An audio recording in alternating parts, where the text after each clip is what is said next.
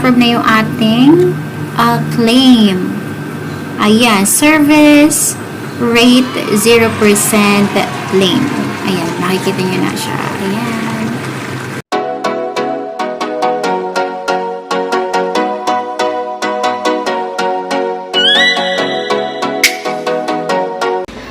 Hi guys! Welcome back to my channel. It's me again, Tessa L Style. And for today's video, alam kong lahat kayo ay naka-receive na ng email patungkol sa, alam nyo na, yung bagong patakaran ni YouTube. Ito nga yung sinasabi nilang tax info. So ako kasi wala akong na-receive na email dahil it was sent pala last March 9. Ayun yung first day na na-monetize yung aking YouTube channel. Siguro still verifying pa rin yung account ko, kaya wala akong na-receive. So, sa lahat ng mga hindi pa nakakapag-submit ng kanilang tax info, katulad ko, so alam ko may na-receive na kayong final notice. And meron din ito sa ating YouTube channel, yung makikita nyo sa taas yung highlighted red. So, ibig sabihin nun, kailangan na nating mag-submit ng ating tax info, guys, until May 31st. So, kapag hindi natin ito na-submit, or walang nakita si Google Adsense na tax info natin, so automatic magdideduct sila ng 24% total earnings natin worldwide. So, kapag marami kang views in a different countries or outside Philippines, so magdideduct sila ng 24%. At ayaw nating mangyari yun, diba? So, ngayon, tuturuan ko kayo kung paano mag-fill up ng tax info sa ating Google Adsense. Bago yan, kung bago ka pa lang sa aking channel, subscribe ka na and then hit mo na rin yung notification bell para ma-notify ka sa susunod kong video. So, let's start! Punta na tayo sa ating website and mag-sign in tayo sa ating Google Adsense. So, type lang natin ang Adsense.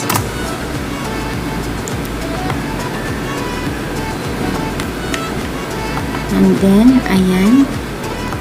So, mag-sign in tayo.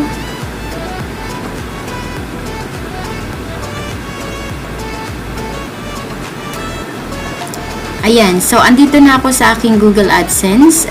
And then, after nito, punta tayo sa payments. Ayan.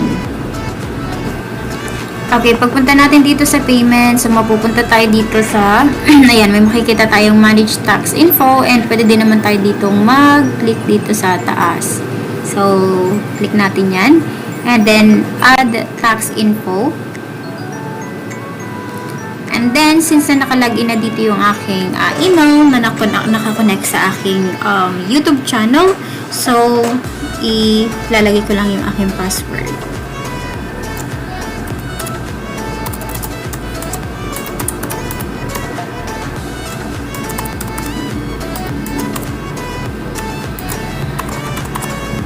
Ayan.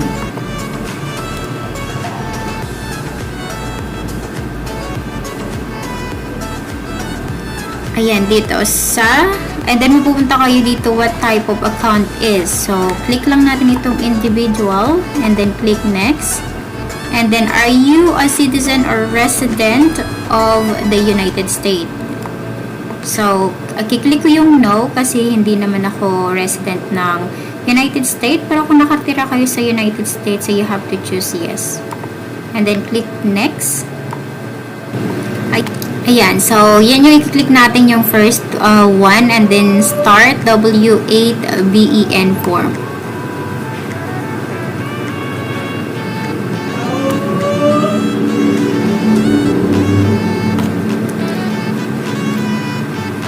Ayan, and then lalabas yung name mo, and then kailangan mong pumili ng country or region of citizenship. So, i-click natin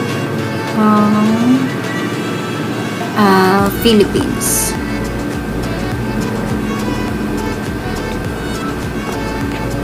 Ayan. And then, so tax, pay your identification na number or TIN number kung meron kayo. Kung wala naman, ay kahit hindi nyo na siya lagyan dahil optional naman yan. So, lagay ko lang yan sa akin.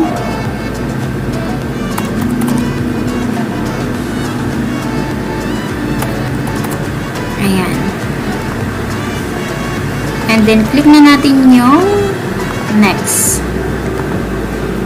Ayaw maklik dahil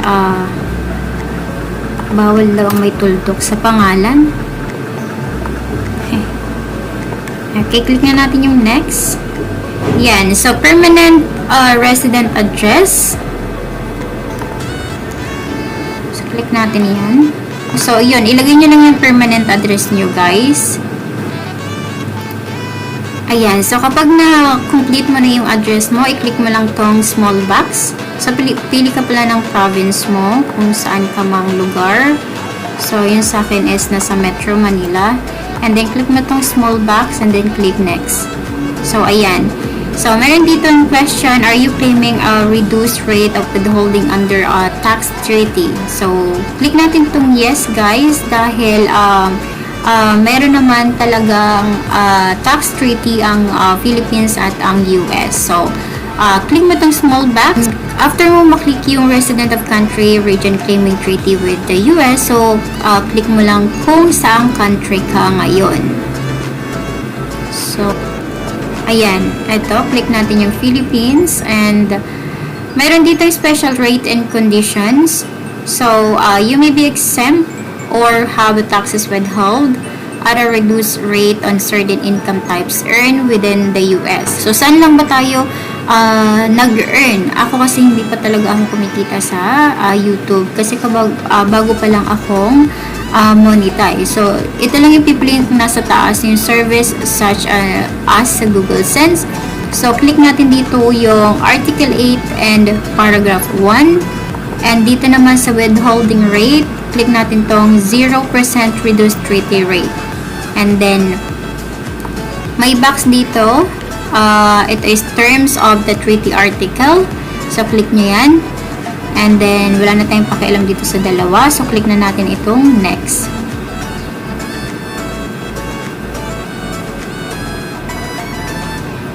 So, meron ditong other form. Ito, naka-PDF siya. Pwede nyo siyang i-check. Your tax forms. Ayan.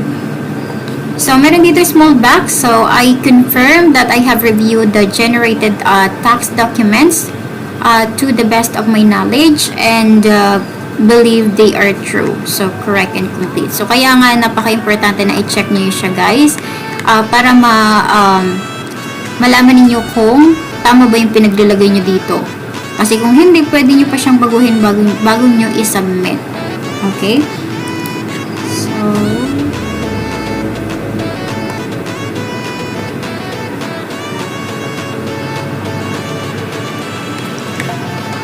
okay, since tama naman, so click na natin itong small box and then click next. Ayan. So, ilagay mo yung your signature or full legal name. So, ilagay mo yung complete name mo.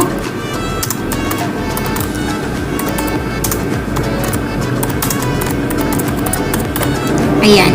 Pagka-choose mo nito, so click mo na yung next. Ayan. Oh, meron pa dito. So, has the individual or entity identified in the tax identify section perform any activities and services for Google within the US? So, i-click natin itong no kasi hindi naman tayo sa US. Hindi naman tayo resident sa US. Meron ditong small box. So, i-click mo lang yan.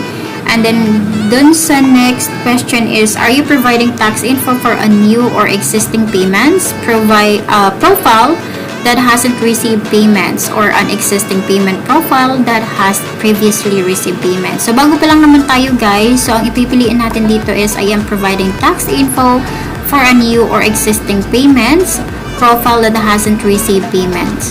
So, pag click nyo yung first one, submit na natin siya.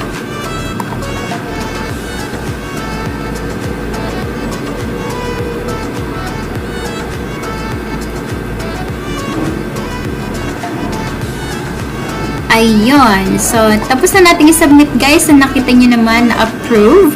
Approve na yung ating claim. Ayan. Service. rate 0% claim. Ayan, makikita nyo na siya. Ayan.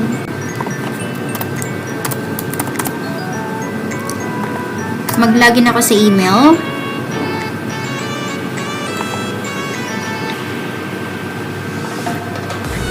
Ayan. So, pagkatapos yung isubmit yung inyong tax information, makaka-receive kayo ng email from Google Payments. Your tax information has been approved. Ayan. So, view tax info.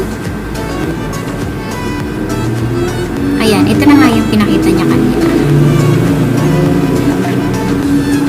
So, ayun lang guys. Tapos na tayong mag-submit ng ating tax information. So, ayun. Tapos na tayo and submit na natin yung ating tax info sa Google Adsense. And hanggang dito na lang din yung ating tutorial. So, kung nagustuhan mo itong video na to, please give me a thumbs up. And kung hindi ka pa nakakapag-subscribe, subscribe ka na. And hit mo na rin yung notification bell para ma-notify ka sa susunod kong video. So, thank you so much guys for watching. Bye-bye.